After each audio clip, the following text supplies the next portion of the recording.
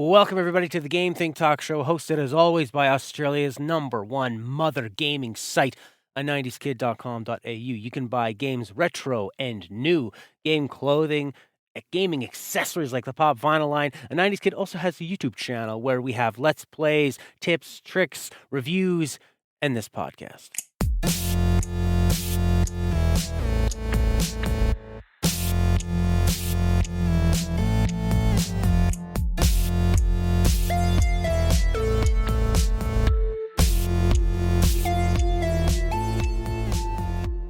Well, here we are. We're getting to the end of January in 2016. That means the year is kicking off. Are you getting excited? I'm getting a little more excited about video games and what's been going on. I got lots of things to talk about. I got a PC, a very old PC, but I love it. If you've listened to this show before, welcome the hell back. Glad to have you. If you're new to the show, we're talking about video games, video game news, and our thoughts on games, new and old, and we're having some fun on the show. Sometimes we talk about Star Wars and other geek stuff. I might even bring up wrestling.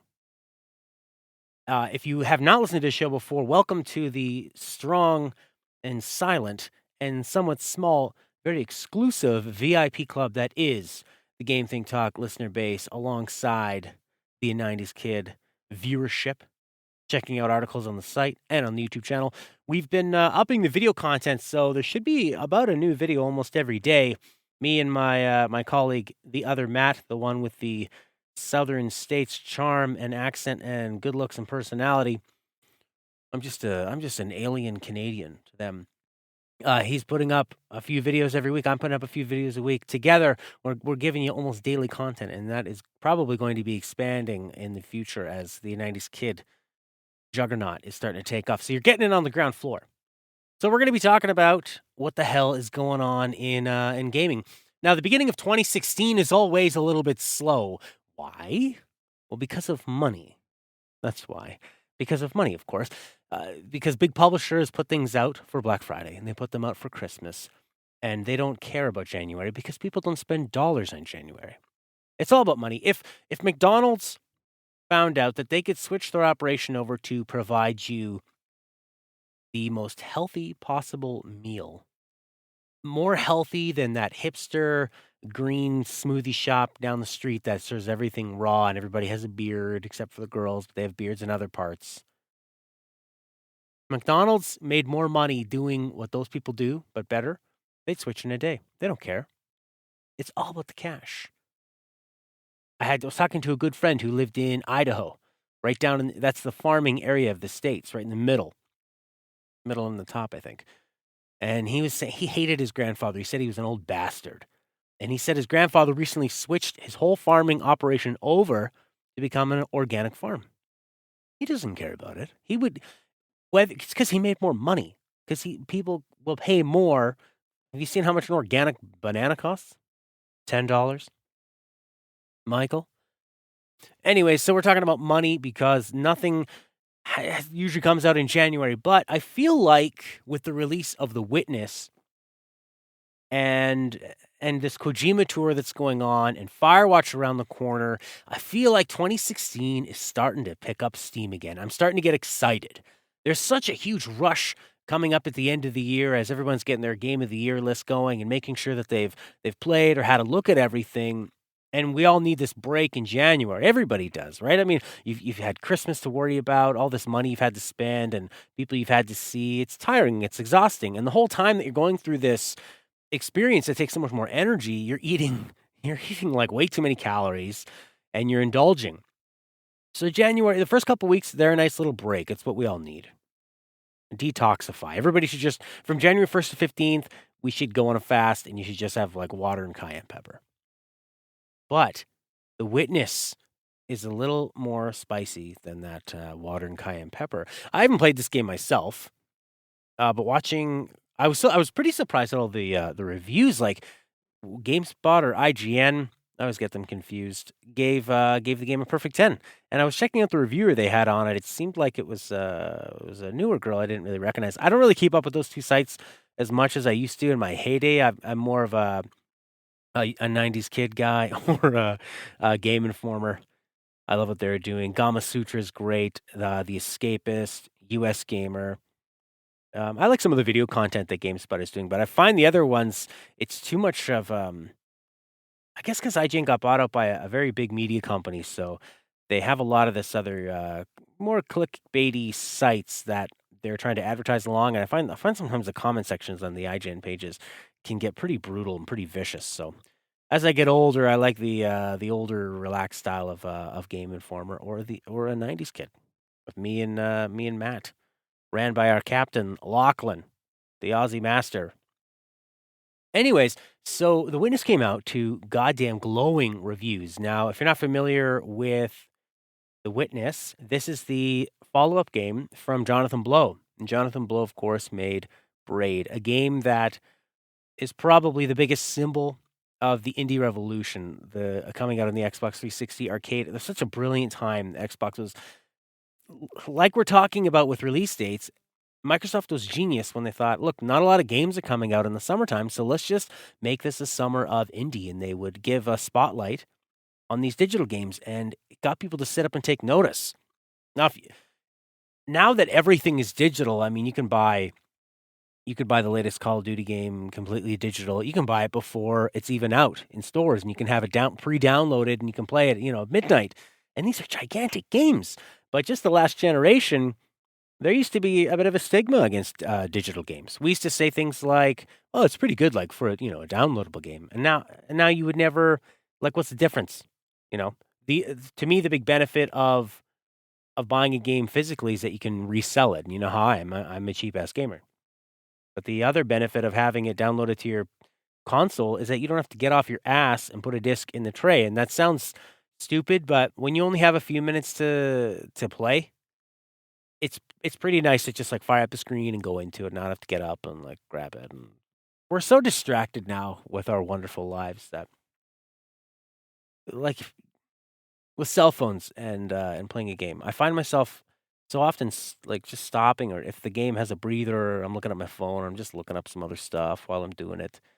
If I'm on my PC, I got my laptop with me, and like turning into this media monster. And I guess it's a testament to a game that can pull you away from that. But I guess if it's a game that requires that has a lot of dialogue, then I don't. You're doing yourself a disservice to be distracted by it. But if it's a game that doesn't, well, then it's a lot easier to get pulled away, unless the game, like, I guess it's like a chicken and the egg thing. Is it, should we be putting the onus on the game to, like, entertain me more so I don't need to check my Twitter, or is it us that just need to, like, slap ourselves in the face and think, "Look, I just paid $60 or whatever for this game. You put attention to it. You're only doing yourself a disservice." It's like paying money to the gym and then saying, like, "I don't go because the gym doesn't do a good enough job of motivating me." Well, who's losing in that scenario? The gym is still getting their money, and you're the one who's just turning into a fat slob and getting diabetes and heart disease and all these things, right? By playing video games. Anyways, so The Witness came out, great reviews. Jonathan Blow started working on this game in 2010. And he was originally going to do it with a very small team. It was going to be himself coding most of the game, designing most of the game, directing it, and then bringing in an animator like he did with Braid. But what he did was very ballsy. He took this huge amount of money he got from Braid that he could have just probably used to safely invest and been safe for the rest of his life, and he threw it right back into this next project, and it just started expanding. And it started getting bigger and bigger, and he just kept going with it, kind of like a Kickstarter project, but in the best kind of way, because it's really working. So it really reminds me of George Lucas, who, when he made Star Wars: A New Hope and it came out, and it was the biggest grossing film of all time, he took the majority of that money and threw it right back into Empire Strikes Back. Wanted better sound effects, better everything. Like, what a risk! That's like going to a slot machine and you hit the jackpot, and then you take all of that and you just put it on red. And you just let it ride, baby. Let it ride. I don't think I'd have the courage to do that, and that's what separates me from George Lucas and Jonathan Blow, these people that create these incredible things because they have the balls to do it. I mean, if you're going to go into something like this, like any sort of creative endeavor, you have to do it. My girlfriend always says this, and I'll give her credit because I can be a whiny boyfriend a lot of the time. But she always says you got to do it only if it's impossible for you to do anything else. Like if you have to do it, then you should do it. So Blow put the money into the game, but it's very interesting how he came about deciding that it would be this big because it actually it went from being maybe just 2 people to 8 people to a lot more. The game cost in the end $5 million to make. And the way he came about this figure and the scope of the game was that he had ideas and then he simply just explored the ideas. And he wasn't aware until they got through the production that this is just how many ideas there were for this project. And they just kept growing naturally. So from watching, like I said about Game Informer, I was watching a great test chamber they did with Joe Juba and Jeff Cork. Watching them explore the game, seeing some other gameplay footage and reading about it. It's a game that will strike a lot of people as very simple. Like, well, a lot of the time you just walk around in a 3D environment that's deserted, much like Myst or Everybody's Gone to the Rapture or Gone Home. And you walk up, or the Talos Principle, actually, and you go up to these little puzzle pictures and you put a dot down, and it's like a little maze that a kid would fill out on the back of a menu. It's some restaurant where they give your kids things so they don't act like total assholes that kids can do because they're totally unaware that they're assholes, like most assholes are. No one's an asshole and thinks like, yeah, I'm just gonna go like piss people off today. It's gonna feel great. No, everybody thinks they're on the right, especially kids, especially babies. Man, they always think they're right. Right. So you go up to these puzzles, right? But the game is teaching you that as it goes along, and it's teaching you the language of the world of these puzzles, but it's asking you to pay attention to not just what it's teaching in the puzzles, but the entire environment around you, because that is giving you clues to how to finish all these puzzles. And not a lot is explained to you, and there's not. I don't even think there's a map in the game. It's delightfully old school in that way. You know, when it comes to in-game maps and checkpoint locations, I'm talking about your modern open world game. Let's use The Witcher as an example, or like Assassin's Creed, where you've got a mini map up in the top right, and as you're walking around, points of interest pop up automatically, and they're all tracked. So you just anytime you want, you just look at your map and you walk towards that thing. I think there are definite pros and cons to that. Now, on the pro side, when I went back to play Final Fantasy VII just recently, as when it was released on PS4, man, I was getting lost. And if you're not paying attention to everything, you won't know what's the next town you need to head, the next town city that you need to head towards in a friggin' world. Like the Final Fantasy VII is a globe, and if you forget, there's no journal in that game. You're screwed. When I first rented that, I remember just getting so lost after visiting Red 13's native-esque village town. And as an adult playing this, I had to consult the walkthrough a few times to remember, like, what the hell was I? Where was I going again? So in that case, having a journal system or an objective marker. But a lot of times when I'm playing new games, I feel like I'm just getting led around by the nose. And that discovery, exploration, that wonder, and the I mean, games can be like an interactive movie, but at the heart of them, they're games because they're things that we're supposed to beat, that we're supposed to challenge, that we're supposed to understand. There are very dense movies out there that if you don't fully understand, you're not going to get an enjoyment out of. But movies aren't locked. If you watch a film after the first act, they don't quiz you on it, and then if you get the quiz wrong, they say sorry, back to the beginning of the movie for you. But video games can be like that, and that can be part of the enjoyment. They don't have to be like that, but obviously that's a big appeal and a big draw to them. So in The Witness, they don't have this map, and you figure a lot of this out, and a lot of it is about exploring. And because you are forced to explore, and because this information is not given to you, it's a lot more compelling to study the environment around you. So it's I think it's just a game that combines, like, I haven't played it, but I'm talking about it out of my ass here from what I've seen. But I think it's a game that just combines the great aspects of the old school with a 3D open world, and doesn't get it doesn't care about trying to make it foolproof. It's not trying to be idiot proof. It does a masterful job of teaching you the right skills. If you like put any, and you don't even like, the first puzzles are so easy because they're just teaching you. So as long as, like, they really cracked that code. Now this game is long. I think they said dozens and dozens of hours with a lot of puzzles, but there are more than just the puzzles in this game, and the creator didn't want to. He said he felt kind of, well, he didn't use the word stuck because he's a very confident guy.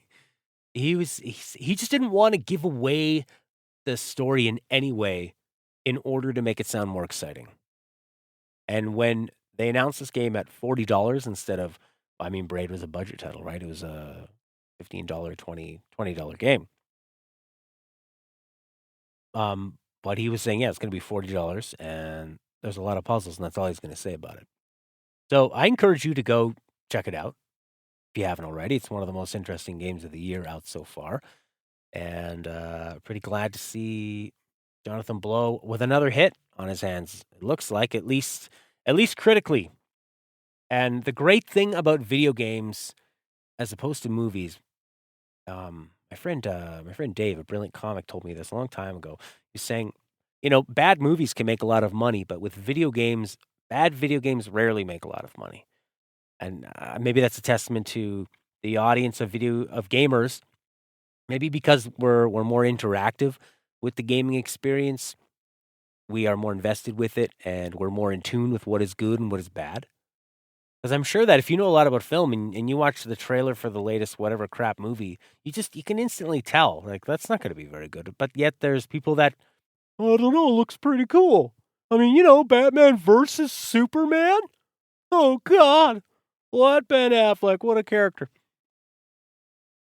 I do actually, Superman, Batman.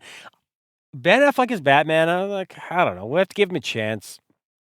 There's been a lot of Batmans lately, and people always shit on. I mean, people shit on Heath Ledger being cast as the Joker, and look what he did. So you have to give them a chance. Although Ben Affleck's had a lot of time in the industry, so we've seen what he can do. But I do like that Ben Affleck is looks like he's playing the villain in Batman versus Superman. I like Ben Affleck as an asshole. One of his best roles is in the Chasing Amy, the Kevin Smith film, when he plays a douche. He's a great douche. Look at him. You can do it. Bat douche. And I don't mean that derogatory at all. I'll be rooting for Bat douche to kick Superman's ass before there's a guest star every, like, it feels like in that movie every 25 minutes there's going to be like a new guest star. And then Wonder Woman's there. Oh, here's Apocalypse. And oh, here's Mark Zuckerberg. It's going to be great. All right, now, another reason I'm really excited about 2016 now is that now that I've seen The Witness, I'm getting so goddamn excited for Firewatch. Coming out February 9th for Windows and PS4, and then I think it's also going to release on Mac and Linux. Requirements on the PC are a dual core with an old video card. I think even 2 gigabytes of RAM should get the job done.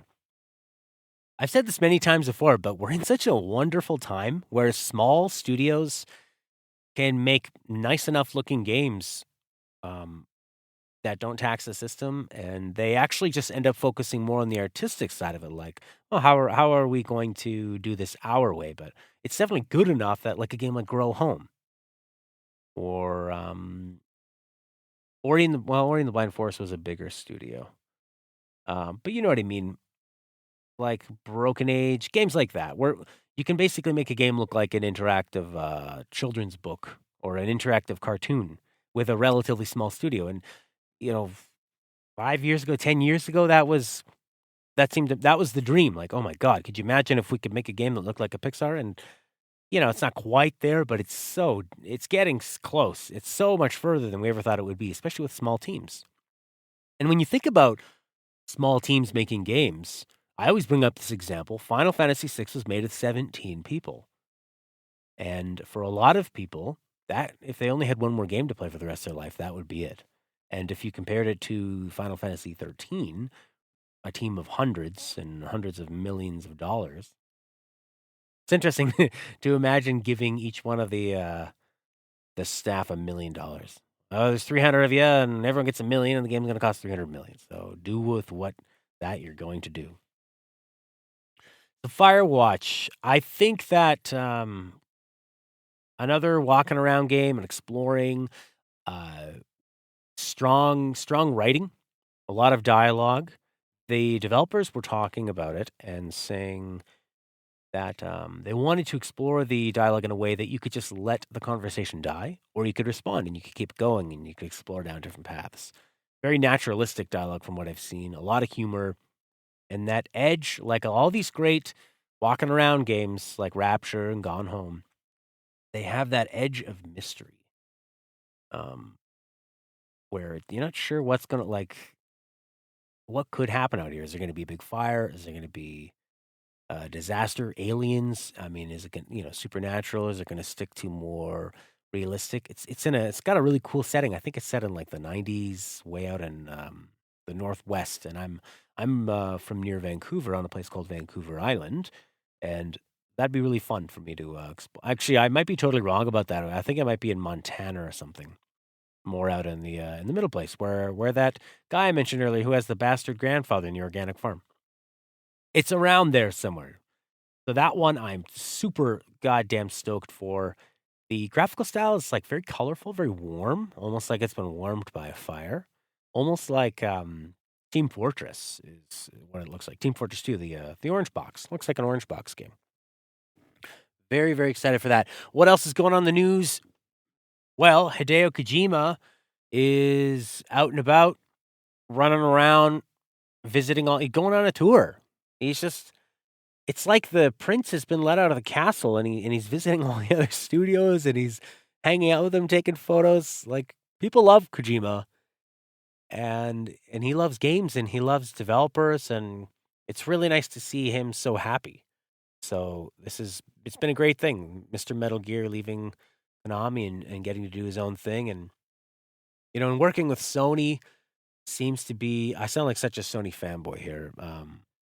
But one of the reasons Kojima said he wanted to join Sony was he's had a good working relationship with them and also their philosophy towards making games. And we've seen with I'm pretty sure it was Naughty Dog that was working on a game, a platformer, and they just weren't feeling it. And they went to Sony or whoever, Mr. Sony Hamburger, and they said, Mr. Sony Hamburger, we just don't think this game is going to cut it. And Sony was providing the money, and they told him, fine, scrap it, do something else. And I think the next game they worked on was The Last of Us. So, and we're seeing some interesting games that are coming out for the PS4. Now, it's nothing to take away from Microsoft. Now, Microsoft has a lot of money, and they have no problem throwing it around for the betterment of the gamer. I think that they're totally committed to that as well. And like we were just talking about with Braid and the Indie Revolution, that's what Microsoft is doing what Sony is doing now in the last generation as well. And I think that it's not like they're heading away from that. It just seems that Sony has had maybe a few more games in that vein coming out. But it's not like Microsoft is not doing that at all. But anyways, they have Kojima there. He's enjoying it, and it's very good to see. Looking forward to seeing his game in 2020, probably. God, I'll probably have a kid by then, so maybe I can show my kid the first Hideo Kojima game, and then if he likes it, we'll work our way backwards, and eventually get to like Snatcher and the original Metal Gear. So, speaking of Sony Studios, well, they're not They're not just a Sony studio because they're working on a game for the Oculus Rift, but Insomniac, the developers of Spyro the Dragon, Ratchet and Clank, the Resistance series, which is Resistance 2 is one of my favorite all-time shooters. Incredibly engrossing story, a wonderful scaling scope in the game where the enemies just get bigger and bigger and bigger.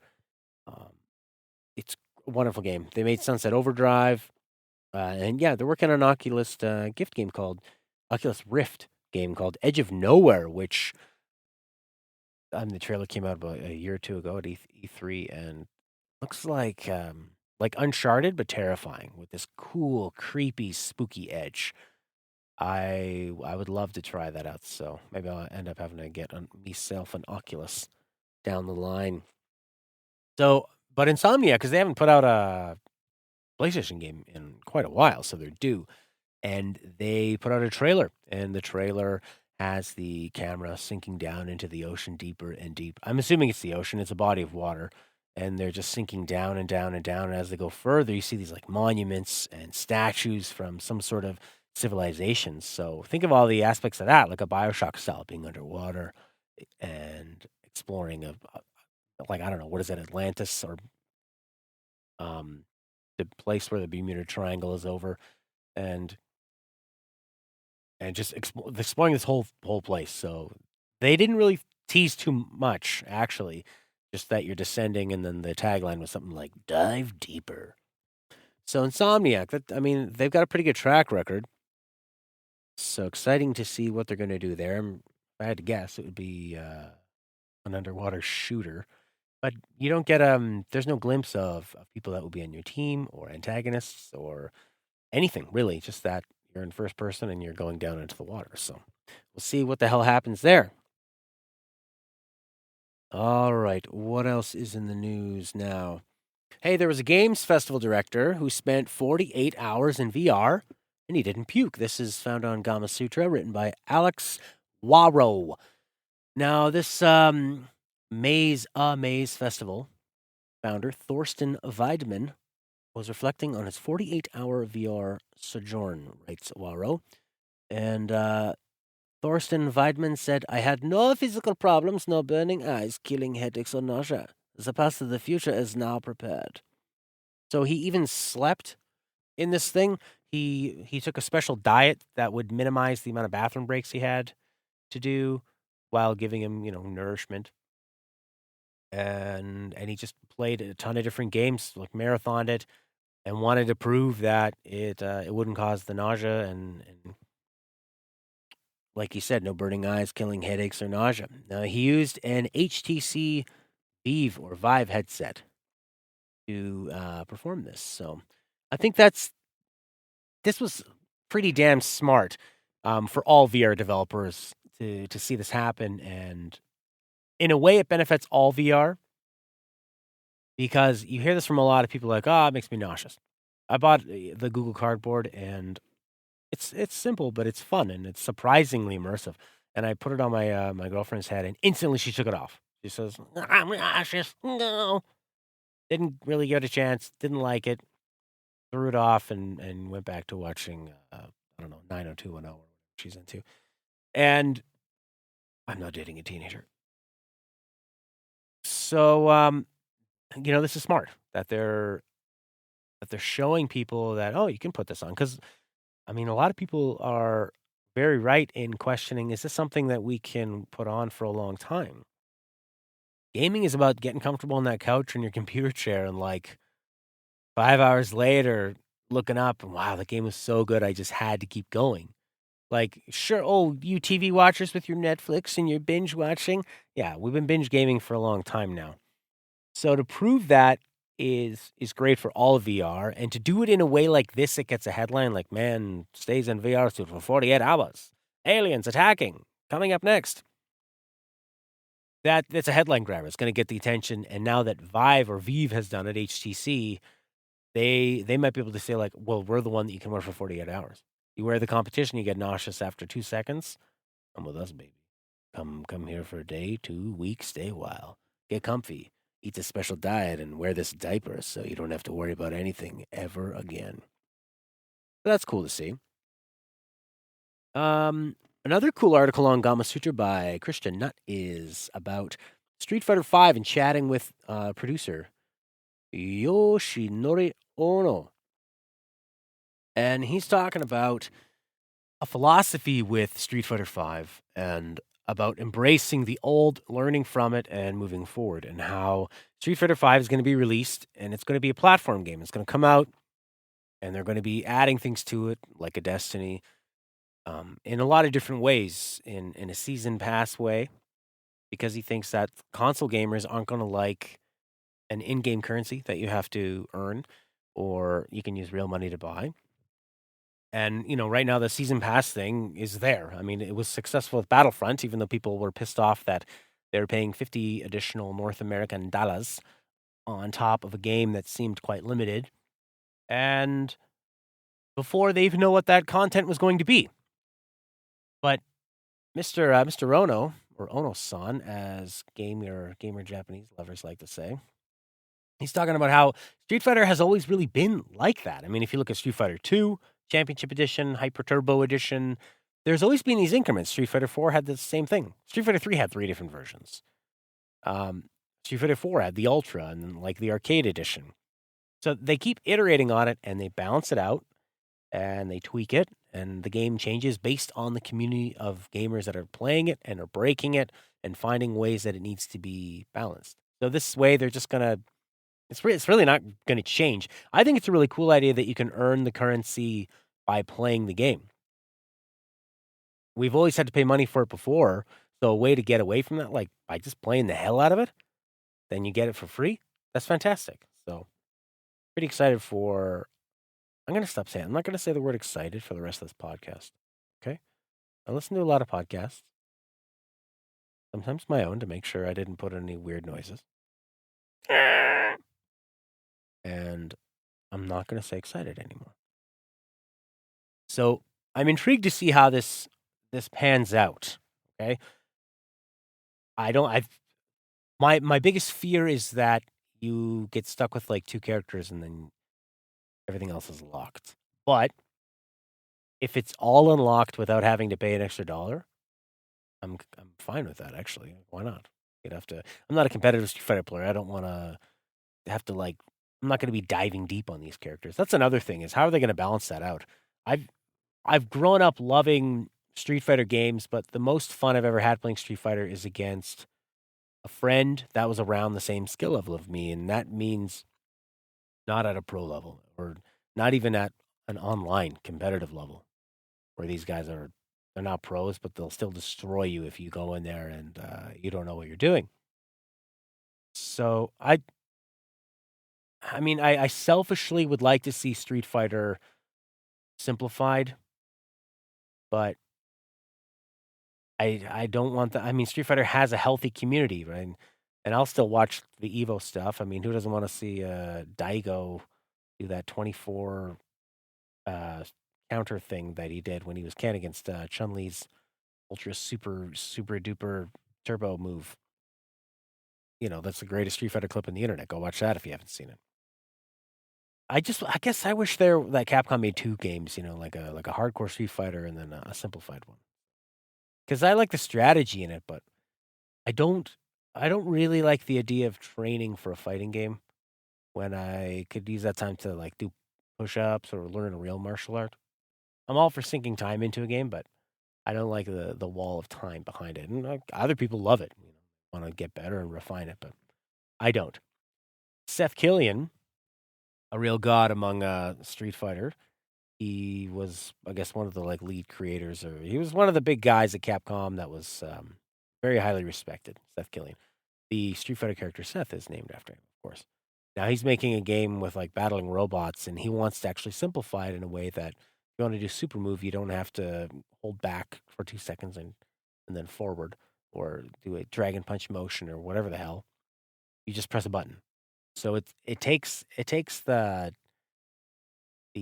button memorization and button skills out of it and just lets you focus on the strategy and the reflexes, which is a cool idea because then you can play with just about anybody and it takes away that barrier. So that is pretty damn interesting, isn't it? And Street Fighter 5 coming out, I guess in the springtime. There's probably a more specific date, but I don't know what the hell it is. How about this? Sony unites PlayStation businesses to create Sony Interactive Entertainment by Chris Kerr, also on Gamasutra. One of the best. They had a lot of great news this week. If you're into like what's going on in the gaming industry and talking to developers about sort of the philosophy behind making games, it's a wonderful site, Gamasutra. So Sony merged Sony Computer Entertainment with Sony Network Entertainment International, uniting its video game businesses under the new banner of Sony Interactive Entertainment, SIE. All business units. Oh, this is boring. So they're combining the gaming and the networking together. Andrew House will lead the new setup as president and global CEO. So I think that means that Shuhei Yoshida now has a boss, whereas before he was at the top of the pile. So there you go. There's some gaming industry news. I'm not even going to pretend to know how this is going to impact or change anything. What the hell do I know about business?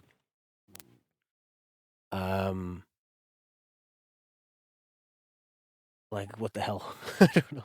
They're putting these things together. So all business units belonging to the two branches, including hardware, software, content, and network service operations, are brought together. So they're all together under one umbrella. So I guess now the left hand will know what the right hand is doing in some ways. So that seems pretty smart. Like, isn't it? I don't know if you've ever had this experience, but you call one branch of the government and they want a form that you've already given to another branch of the government, and they just don't seem to talk to each other, even though in your mind you imagine them all in this one little government building. So that could be a real pro, being more on board and kind of having their strategy set up so that it all works with one another, and having some of that corporate synergy that business people just get all warm and glowy when they think about it. What else is going on out there? People thinking that it's time to quit Destiny now. This was on The Verge. I thought it was an interesting article because I just got into Destiny a little while ago, thinking that there's not going to be another Taken King around the corner. It's I mean, Destiny's a slot machine, and it's about upgrading your stats and your guns and your light level and chasing exotics, but it's really about hanging out with your buddies. You have a good fun group of people to play with, and you know, I've said this before. My cousin Balint, the Hungarian wonder, the biathlete gamer. No, he calls himself the triathlete gamer. Mediocre at both. Growing up with him playing video games and then moving across the country away from him, and now we talk way more than we have in the last 4 or 5 years because we both have PS4s, and that's why I got Destiny. That's why he grabbed Street Fighter 4, which we never play. Val, ain't you won?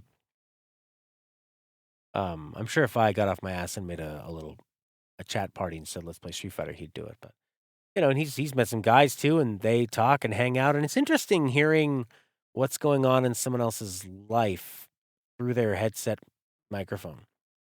Hearing people's wives and girlfriends and all that extra stuff that happens when you're gaming together for about an hour or more. The stuff that would have gotten edited out on a show, but it's like a real reality show. You get to know these people pretty well. So that is obviously a big hook with Destiny, and it's and it's something that propels you to play it because you don't. I don't know if you have like a raid or something you got to do. You don't want to like let people down. I haven't really gotten to that point. Although, when my cousin sends me a couple invites in a row and I'm doing something else, I feel like I got to get them on the next one. I got to get back in there because they're super patient. I'm sure if you're playing with random people and you're like me and you don't have the right stats and stuff to match up with them and you don't have the knowledge of the map, I'm dragging them down, that's for sure. But they're super patient, show me all the secrets, and they just keep grinding away with me to get that light level up, and it's nice to have them. And I was pretty lucky to kind of, if you can, like hop in with a friend that plays it a lot, so you can get in. I'm sure they'll be glad to have you. They seem to like getting the new blood, and if you can even join up with that veteran and newbie thing, you get more experience and like a high five move. Now, on the lighter side of things, reported on GameSpot.com and written by Eddie McCooch. Eddie McCooch said, one Guitar Hero player has found a way to get around YouTube's copyright rules. After uploading a video of a perfect 100% playthrough of Ozzy Osbourne's Bark at the Moon in Guitar Hero Smash Hits, YouTuber Guitar Hero Failure found that their video was removed on a copyright claim. So what he did to get around this was he took the audio out and he recorded his own version of Bark at the Moon. Now, did he use Logic and synths and a real guitar? Did he do any of that? No. He did this.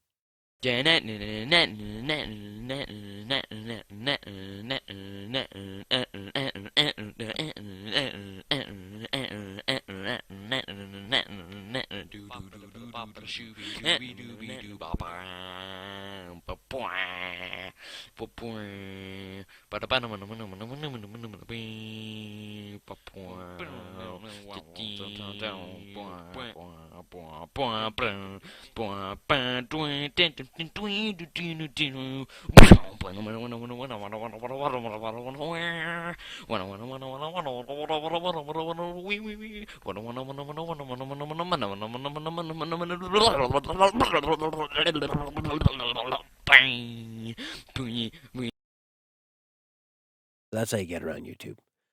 So that's most of the news. Now let's get to what I've been playing this week.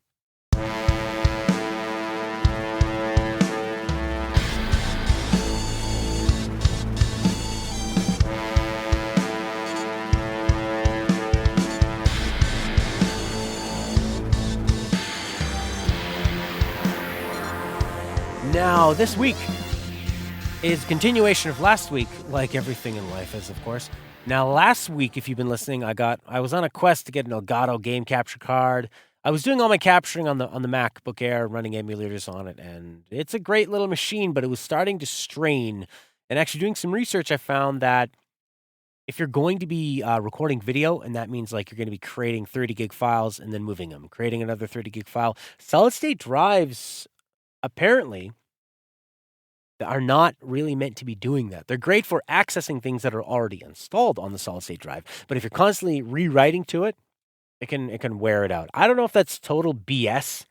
That might not be true at all. And some people have said, well, I was having stuttering and choppy capture rates, and when I switched to a solid state drive, that went away. So it's pretty hard to argue with that. I mean, that is anecdotal, but what I said was anecdotal as well.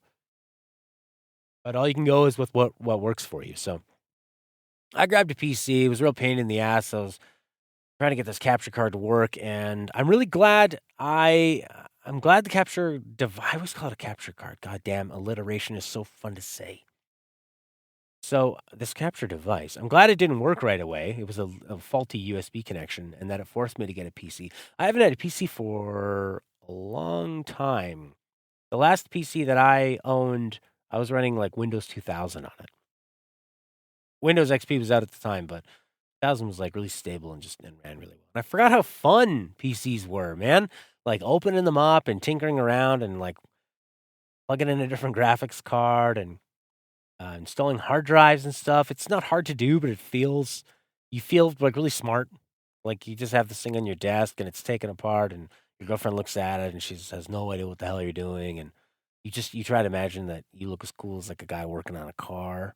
You put a little bit of that thermal paste on you, like instead of that car grease, and you just, we got a little thermal paste on me, baby. Yeah, why don't you clean it off for me? No, okay, all right, I'll take care of it. Oh, you also want me to clean out the thermal paste in the sink that I got on my face? Yeah, all right. Oh, while I'm at it, you want me to clean the rest of the bathroom too? Okay, and the garbage. And since I'm taking out the garbage, how about the rest of it? Oh, you know what? I gotta work. Play on my computer? That's what you think I'm doing here?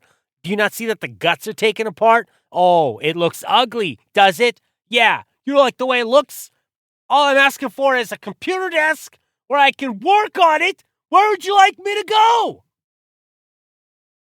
Right, so what I've been thinking about with a PC is that I don't know if you're familiar with Star Wars and the Force and the light side and the dark side. But I was talking about Matt, my colleague, about it, and I feel like the PC is the dark side of the force because I've been sticking with Macs for a long time, and they're super expensive, so they're the light side. They're like very patient. You need to save up the money for one. It doesn't seem all that impressive in terms of power and what's under the hood, but if you stick with it, it's gonna stay stable. It's never gonna let you down. It's never gonna give you up. It's never gonna make you cry, unless you can't afford it and you bought it anyway. So, but when I went back to the PC, it's this powerhouse where I spent $40 and I have a computer with better specs than my MacBook Air from a year or two ago that cost $1,700. What the hell is going on? And the more you look into PCs, the more you think like, oh my God, Apple is ripping us off. We're talking to my good friend Ed, who had been on this show. We talked about our favorite games of the year so far in September. His big thing now, he has a recording studio and he has a photography studio, and when he's working on gigantic projects, he only uses the Mac because, say, he's doing it on remote location and he's using his MacBook Pro, $2,500 MacBook Pro. He has to have the best. And the best thing he can say about it is that, so your battery pops down to 0%, your computer shuts off in the middle of working on a 2 gigabyte project.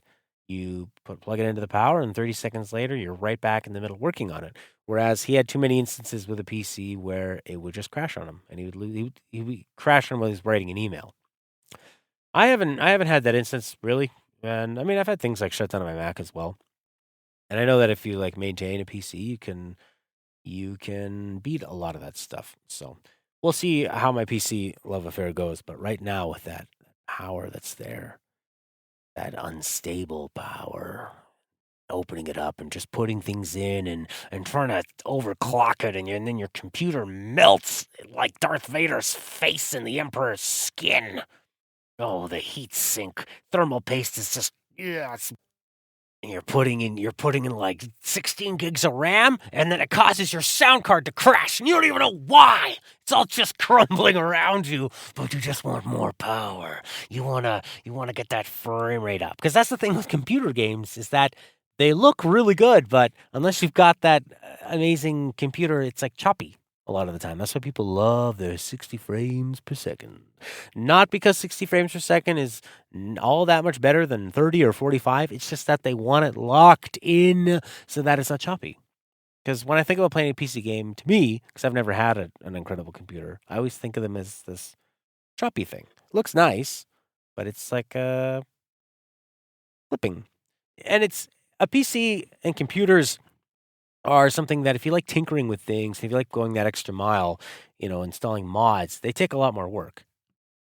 If you want to, if you just want to turn on a game system and not think about it, there are the instructions to playing a game on a console is very simple. You buy the game, they give you the disc, and you put it in, and then it might do some other stuff like install things, download updates, but really all you got to do is just like hammer on the X button. There's nothing else. It's not going to try and install spyware along with it. It's not going to, the way you install it is not going to affect it. You don't have to pick the settings that it runs at. Nothing. You don't install Metal Gear and then all of a sudden Bloodborne doesn't work anymore because there's a conflict of drivers.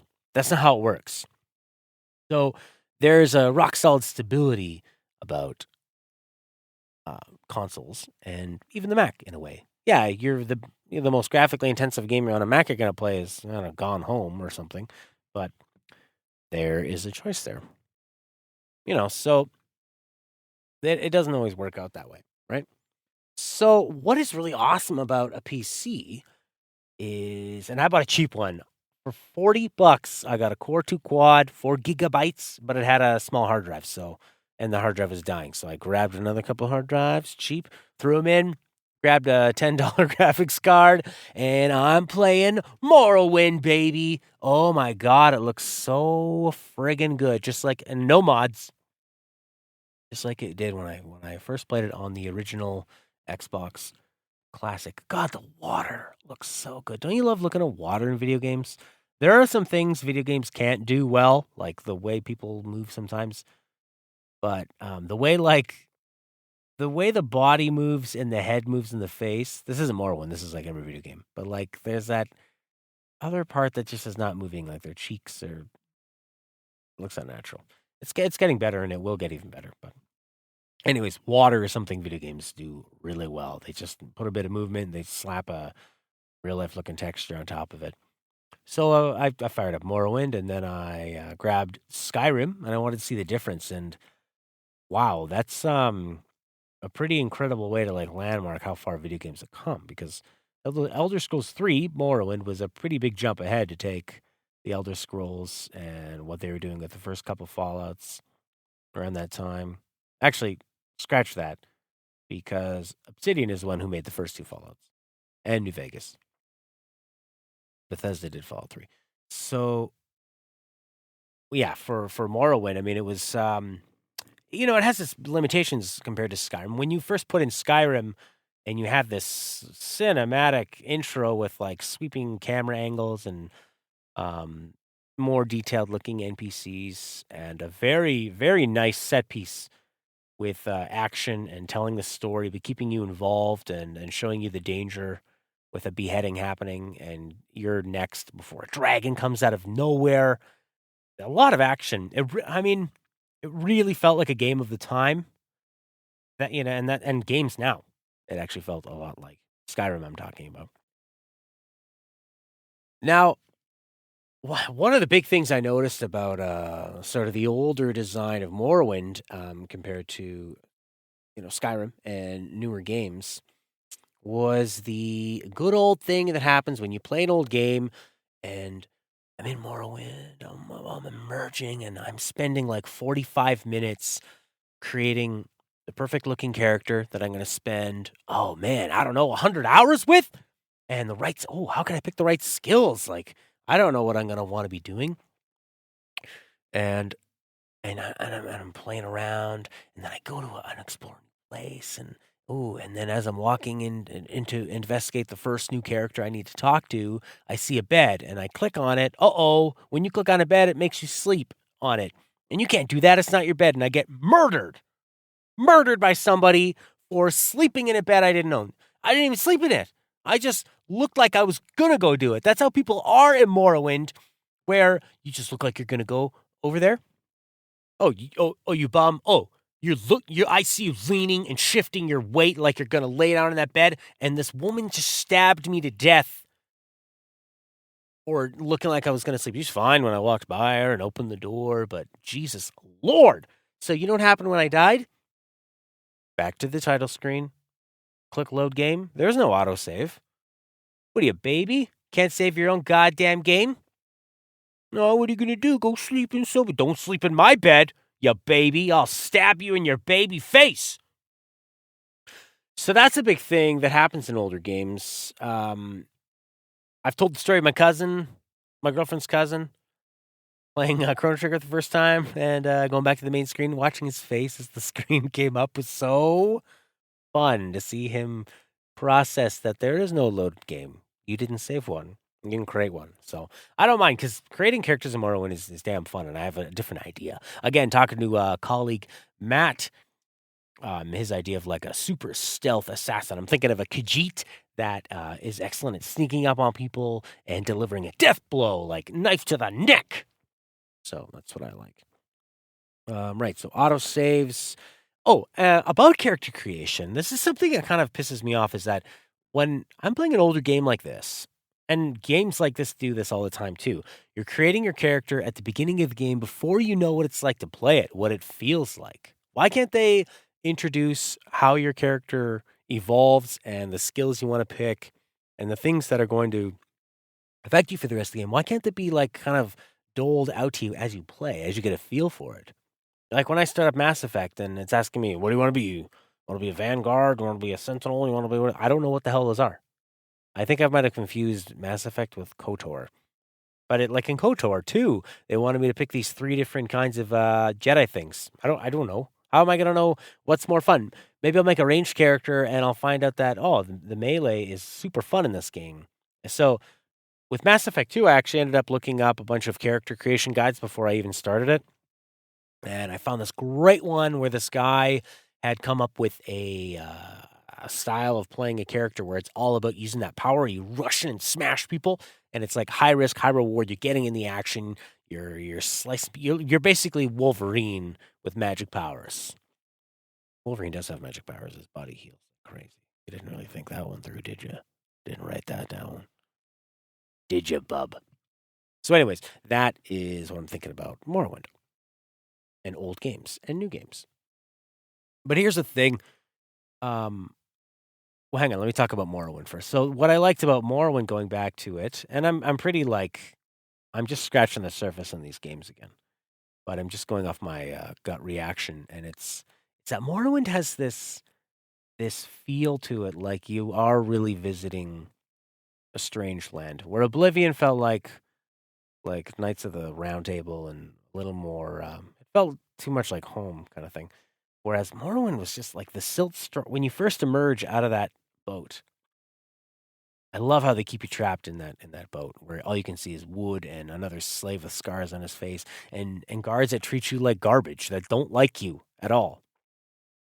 And you emerge and see that water and the kind of the foggy mist, because it has the drawn distance on it. And no one likes you, you know? They just want to get you the hell out of the way so they can move on and keep living. And it feels like a real universe. And then to look over and see that silt strider, that gigantic cockroach with the 25-foot long or bigger legs that transport you, it just had a real meditation about it and a sense of wonder. And the different guilds that there were more consequences in Morrowind. You could murder anybody and it could drastically affect the game. Where you're no longer able to finish the game, and they'll warn you and they'll tell you that. But I loved the way you could like climb up the different guilds and really feel like you're influencing things and break the game in a way that Bethesda loves you to break their games. We don't like the bugs and the glitches, but we do like the actual open-endedness and the RPG-ness of their games, of Bethesda's games, where they just give you a bunch of rules and they let you go play with them. And they let you interact and create emergent gameplay where that wasn't scripted at all. And yeah, there's going to be problems with it, but it's worth it for those experiences. Now, comparing Morrowind and Skyrim, you know, Skyrim has the benefit of time, but it can also, like I was talking earlier about, with like mini maps and objective markers and all that, you lose a bit of that wonder, that sense of wonder, that exploration, because the game does feel like it's holding you on. Now, to quantify this, I've barely touched Skyrim. I've played Morrowind the most out of all of them. Didn't really get into Oblivion, but you know, for every person like me that says like, "Oh, I didn't really get into Oblivion," there's somebody like my colleague Matt who played like 1,000 hours into this, and I should have him on the podcast. I will, actually, and I'm looking forward. We'll be talking about his favorite games of 2015, and we could talk about the Elder Scrolls series. So, you know, there are people that have played a hell of a lot more. I'm just talking about my gut reaction after firing up a PC, and how excited I'm to, now that I've put in that hour into Morrowind and then an hour into Skyrim. I feel more compelled to go back into Morrowind. Yeah, Skyrim's a lot prettier, but Morrowind just it just seems darker, and there's just more to interact with. We'll see what happens like 10 hours in. Maybe I'll try to do like 10 hours in on both and 20 hours in on both, and see which one keeps pulling. Maybe one will pull ahead, or maybe I'll enjoy keep playing them. So I'll check in with you maybe each week on my progress through Morrowind and Skyrim. And if you are into that, like the modding community of it, where they're turning it into like Morrow Oblivion or whatever, or Morrowind, no, Skywind, where they're upgrading the Morrowind engine. Let me know about that. Do you think I can run it on my old $40 beauty computer? I hope so. I can run the Witness. I think. I don't know about the Witness actually. I can run Firewatch. No problem. So I've been enjoying that. I'm going to be getting into some Star Wars Battlefront 2 on the PC. And like I said, since I haven't had a PC through the Windows 7 and Windows 8 years, there's all these great PC games that I missed out on. You know, I didn't have a PC when Half-Life was first out. I was lucky enough to, like I told my brother-in-law, who always had these PC games and kept me in the loop. But I felt like I missed a lot of that gap after And it seems like by the time PS3 and Xbox 360 came out, like a lot of these games are being released pretty ubiquitously. Where if it's a big game, it's going to be out on everything. And now we're getting a little bit more back to the exclusives, I think, with this generation. But for the PS2 era, I think PCs were quite far ahead of the consoles, and I'm sure any member of the PC master race is going to say like, "Well, PC's way ahead of the consoles right now." Yeah, and you're right; they are more powerful, and by the nature of it, they always will be. But we're still playing the same games on the consoles and the PC. The PC is going to offer a better frame rate if you have a powerful PC. But you know what I mean. The difference between PC games to the current console is nowhere near the wide gap of the games you were playing on a PC compared to say the PS2. And why the Xbox One, the friggin' Xbox, why did they call it that? Why the Xbox Classic, the original Xbox, the OG, God, I hate that. I'm not going to start using this like cool gang terminology now. Gang terminology? Could I sound any older? Could I? It reminds me when my girlfriend was listening to this friggin' music. When she cleans the house, she listens to this like hardcore stuff. And like, what are you listening to? And she has headphones and she's yelling at me and she's vacuuming. She goes, trap. I'm like, rap? Trap. Rap. Trap.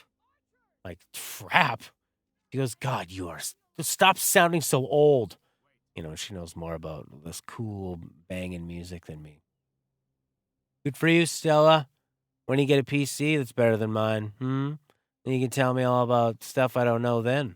Huh? What? What, trap? Yeah. It was a trap. And the tables have turned. So, yeah, I've been enjoying the PC. Oh, yeah, right. We're now with the original Xbox, when Knights of the Old Republic was coming out for that and how powerful the original Xbox was. It was great because you were having these more PC experiences. And like Grand Theft Auto 3 was such a revolution for the PS2.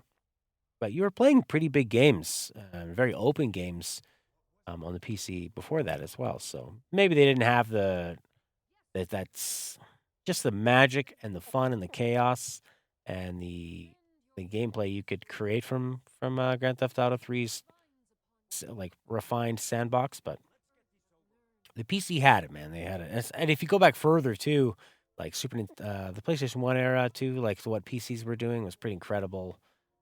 They always have been, and it's kind of like in baseball. If I could use an analogy that only part of the world will understand, throughout the history of baseball, there have been eras when the pitchers have had the advantage and eras when the batters have had the advantage. And maybe you've seen that in other sports. Like, I don't know if in soccer, if at any point defense was better than offense or offense was better than defense, but it's a thing that kind of pops up and down. So we'll see that with PCs. And as this console generation gets older, PCs will pull ahead even farther because people can upgrade them. And consoles, by their nature, like to stay. They'll upgrade everything, but they don't want to upgrade their performance because they don't want to make it incompatible with. They don't want somebody to have an older console and not be able to play a new game. Which, when I'm saying that out loud, sounds stupid because it would be a reason for people to buy another one, and it would mean they'd only have to make an incremental change. I don't want to give these guys ideas. If Sony could, after 2 or 3 years, say, "Hey, buy the new PS4 update," all we did was throw in some more RAM and a new graphics card. Didn't cost us much to make it, but it's going to cost you another $400 if you don't, or $200. No, $400. I mean, look at what a brand new graphics card is, right? I mean, the model they have now is keep a console out for like 5 to 9 years and then totally revamp the thing. And the interesting thing about consoles is that as they go on, they get so much better at what they can do with that limited power. You look at what games are coming out for the NES when it first started. Look at Mario 1 compared to Mario 3, or look at Mega Man 1 compared to the last Mega Man on the NES. It almost looks like a Super Nintendo game. It lacks the colors of the Super NES, the SNES, Super Nintendo hardware, but it was looking smooth, it was looking powerful, it was looking big. They were squeezing a lot out. So. Interesting in that way. Other things I've been playing, I sat down with Tori and we played an old NES classic, Faxanadu, and I also did a video for Shadow of Adam. This is a Kickstarter project where a smallish team is trying to make a basically a 16. That's another word I want to get on my vocabulary, saying basically all the time. You just listen throughout the day to how many times people say the words basically, literally, just, kind of, you know? I'm not going to say those things anymore. It's hard to start a sentence without it, though. It's a nice kickstart. Gets you going. This game is a love letter to 16-bit RPGs. Your Final Fantasies, Chrono Triggers, Lufia, those kind of things. So I played an hour of that. That's going to be up on our YouTube site probably by the time that you hear this. And I also had Tori show me Faxanadu, a game that came out in 1987 for the NES. Side-scrolling RPG mechanics, leveling up, towns, fighting monsters. Almost feels a little bit like Flashback in the way that it looks ahead of its time, and a game that I never had played as a little boy. Probably because I couldn't pronounce it. Although, what did Tori call it? Faxandu? Yo, bro, you want to eat some Faxandu? Yo, bro, get that paperwork together. We're going to fax and do it tonight. But I think Chris, the other playing partner I've had on Metroid and some other games, Super Mario 3, I think he's always called it Faxanadu. And he likes to pronounce things correctly. Tori just does things his own way and is creative that way. So that's how that's going to go.